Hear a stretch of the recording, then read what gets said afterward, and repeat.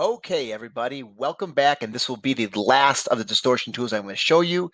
It is probably one tool that has multiple tools inside of it, some of that you already know. But what happens is these tools are a little bit more specific.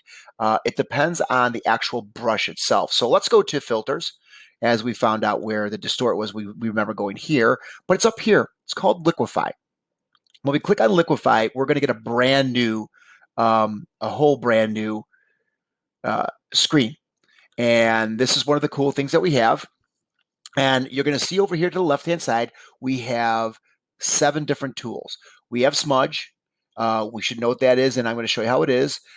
Notice we have a brush. It's a circle. You can see it. I'll put it over here.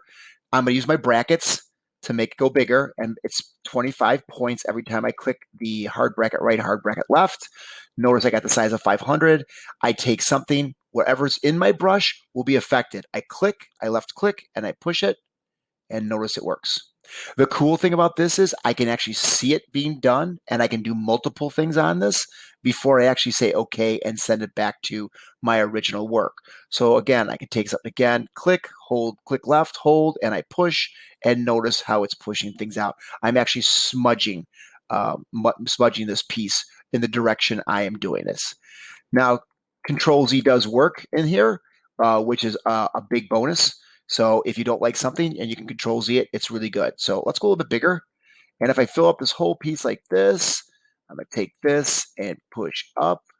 And of course, Photopea is going a little slow because it's an online program and it is computing it as we're doing it. So please, again, as we talked about before, patience. But as you can see, mine's working pretty well, pretty quickly. Your Chromebooks, I am not going to tell you if it works the same way or not. I don't have that to work with. I'm working with just my own computer. Now the next one, let's go Control Z. Looks good. We're gonna skip these next to construct and smooth. We're gonna go to the next one. It's called twirl. Now twirl is really cool. You're gonna see over on the right hand side, and there's very few things here. It's actually the size of your brush. It's the density of your brush. If you want it to be more intense, that's fine. And then also the rate. The rate is how like for the twirls, how fast it's going to turn.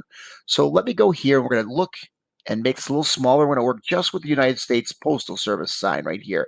You can see it. You can see it moving around here. I'm going to right click, hold it, and notice it slowly turns it. And it's warping it, and it's a slow process. This one is slow because the computer is generating each frame when it's turning and turning and turning. I like it being slow because then sometimes in like Photoshop, it can go really fast, and I don't like it, and it's tough. Now, this only goes clockwise, okay? And remember that, it's only clockwise. I can make it much larger,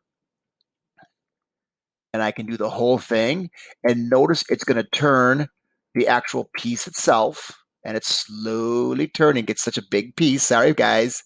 I should have gone so big. But notice this is the bad thing about Photopea, but it does do this. And you can see the small warping here. Let me come back down here. You can start seeing it turning right here, here, and a little here. It's starting to bulge out here. So you might not want to do something very large and do things like that. I would actually go into the twirl tool and twirl it in Photopea. It's a little bit better, okay? So let's go back, take care of all these. And you can actually see how it moved when I went back. So it's a real slow, subtle twist. And then, okay, the next one is, and this should be, it's shrink. Shrink is also, and if we went into the distortion, I believe it's called pinch and bloat. I know that is for sure for Photoshop, but it's shrink. It's actually going to like kind of pucker it and bring it down. So if I come here again, I'm going to click on, make this a little bit bigger. I'm going to click on the US postal sign and notice, oh, I'm still in twirl. I apologize for that, people. Bear with me.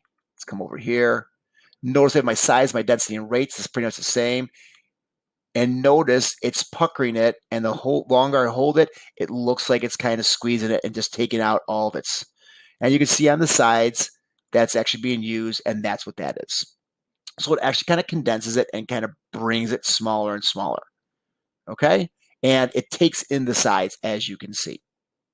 Now, again, notice it's only happening to where the size of my brush is.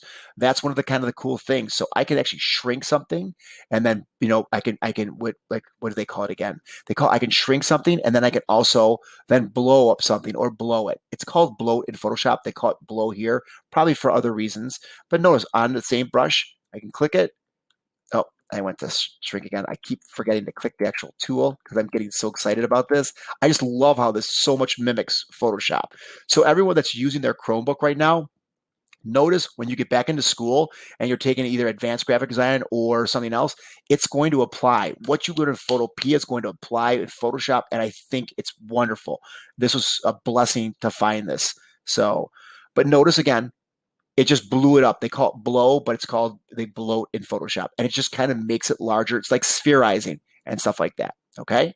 Now the last one is, and I'm not going to go by this one really quickly. Bring this down a little bit. Doot, doot, doot, doot. I'm going to come here, and this is called push to the left. So it's called push left. So when I click on it, I have to click and hold and move. And notice when I do it, everything's getting pushed to the left. Okay. Now, mind you, I move to the right, but even if I move to the left. If I move to the right, notice everything goes up to the top or the left. So it's kind of really cool. And it's kind of neat, and it works out pretty well.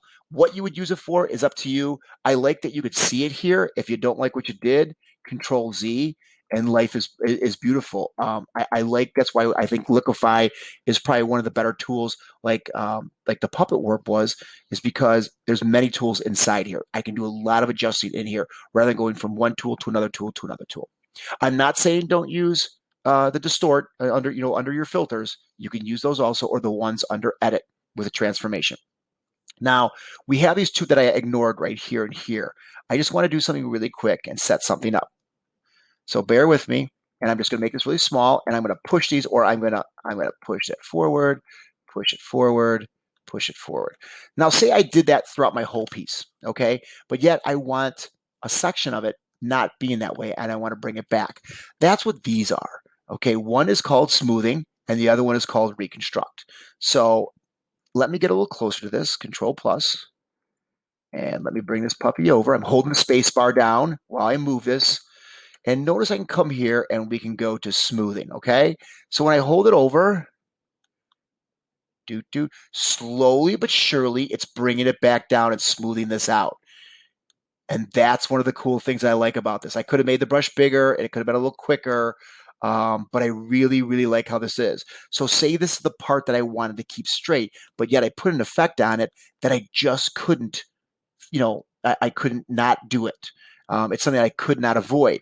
And then I can come here towards a smoothing, and I just slowly go up and down. And notice if I keep going back and forth, this will eventually smooth and go back to normal. It's a slow process. Like I say, it's Photopea. It's actually it's just as slow, a little faster in Photoshop, but not much. And this is how it is. And it works out really, really good. So again, the size, the density, the rate are all there too. You can manipulate those. But this Liquify tool is pretty badass. So I just think it's a really good thing to have and something really nice. So that's the last of the distortion tools. I will explain more on the project and what we have to use these for, but I hope you guys enjoy it, and I hope you guys are enjoying the day. The sun is setting right now. I'm in my sunroom. It's beautiful out, so life is good.